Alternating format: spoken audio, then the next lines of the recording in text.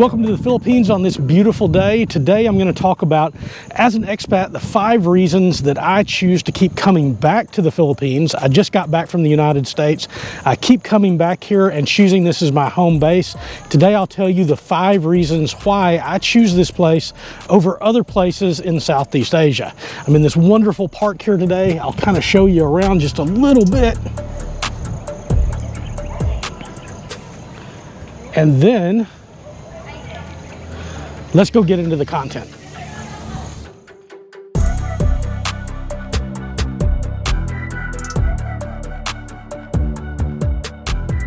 The first reason that I really keep coming back here and choosing the Philippines is because of the affordability of this place.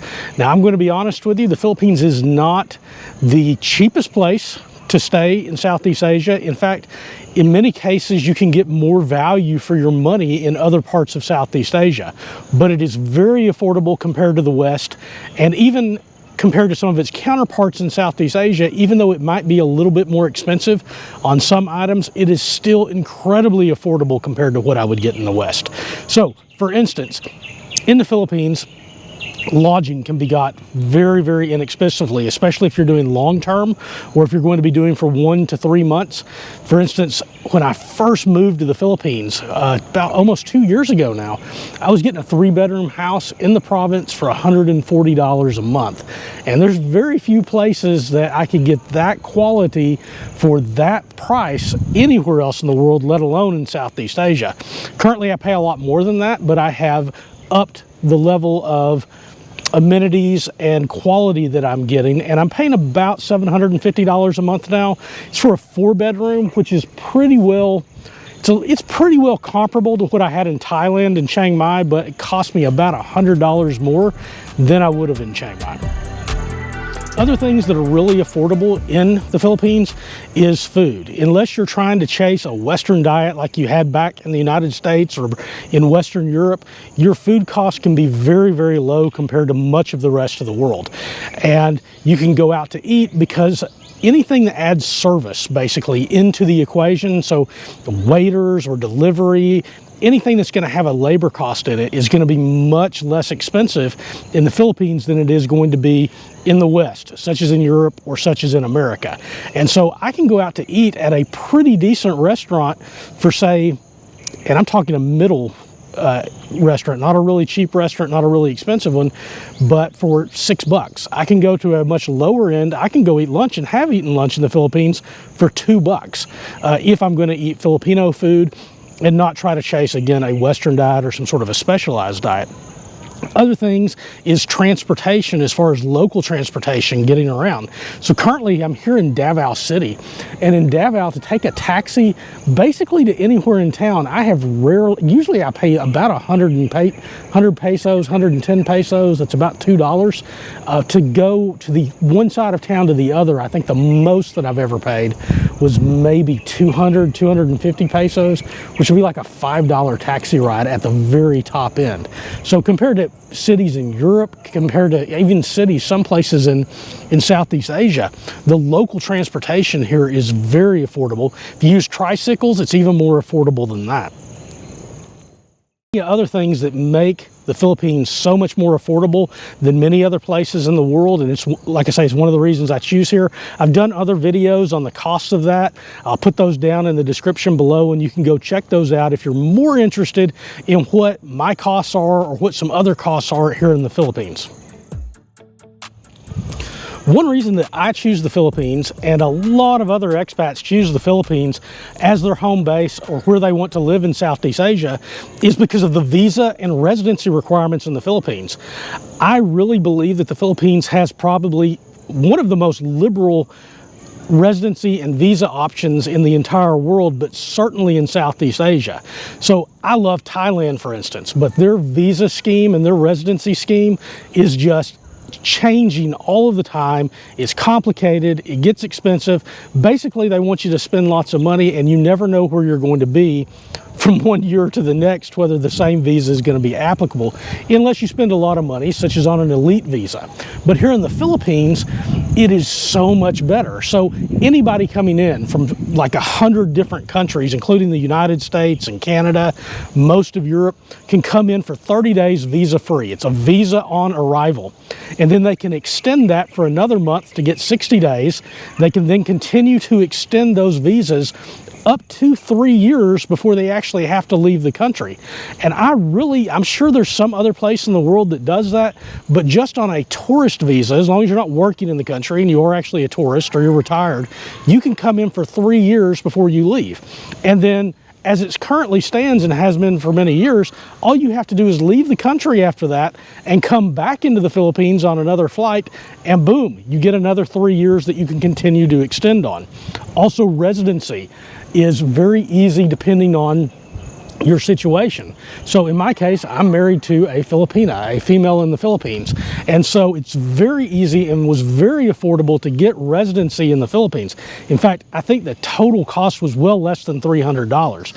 Whereas the same thing just to apply for residency for your spouse in the United States is going to cost you well over $1,000 just in government fees and adjustments of status and things like that, other than the initial petition. The Philippines has been very easy to integrate from, especially if you come from the United States or from an English-speaking culture. I'll get to the languages here in a minute because that's one of the things that makes it so great. But because they are so familiar with our culture, this culture is very familiar to me too, compared to many other cultures in Southeast Asia, which seem much more foreign to me as an American going into them. Whereas the Philippines has a kind of a special link with the United States, and it's much more familiar. Again, the English language is one of those points. It's one of the 5 points that I'm making here, because everybody here does speak English. Not everybody in the entire country, but it would be hard pressed to find a place in the country where you can't find somebody, if you have English skills, to communicate with. The Philippines is also very easy to integrate into, especially for an American.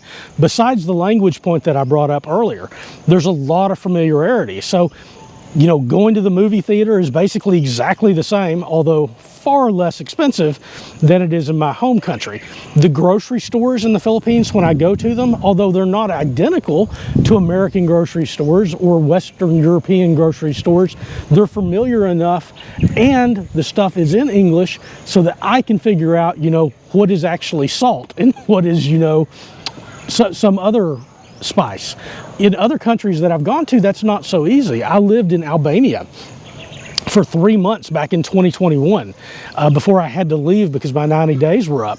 And they're just trying to find spices or communicate to people what kind of spices I wanted to have to cook was a chore. And it took me probably a month and a half to acclimatize and to learn my way around in Albania so that I could get the things that I was looking for without having to spend a half a day trying to figure out where to go and what places had the products and what the product actually was and how to translate those into English or find someone.